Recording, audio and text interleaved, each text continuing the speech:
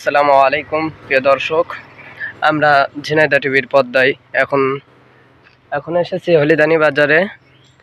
ধানের কেমন কি দাম আমরা এখন জানবো, শুনবো।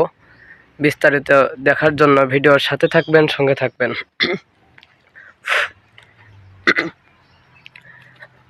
আসসালামু আলাইকুম, কেমন আছেন? এই গোডাউনের মালিক কি আপনি? জি। এখানে কিসের কেমন দাম সেটা জানার জন্য আসছিলাম। আমাদের ধানে খুব লস আছে, 51 ধান পুরোনো ধানই দিয়েছে তো। সেই ধান আমাদের 1200 কিনা ছিল, এখন 1080 টাকা থেকে 1100 টাকা বাজার চলছে ধানে। আমরা এবারটা খুব লসে আছি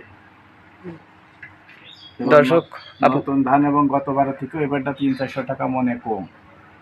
সেটাই তো জানার জন্য আসলাম। সব কৃষি হাওমাও করছে এখন।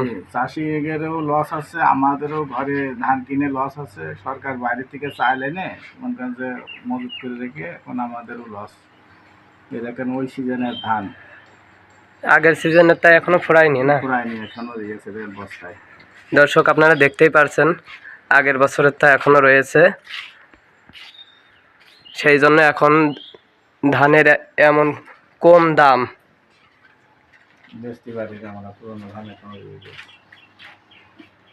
দর্শক, ভিডিওটি সবার দেখার জন্য শেয়ার করে দিবেন। অবশ্যই একটা করে লাইক দিবেন।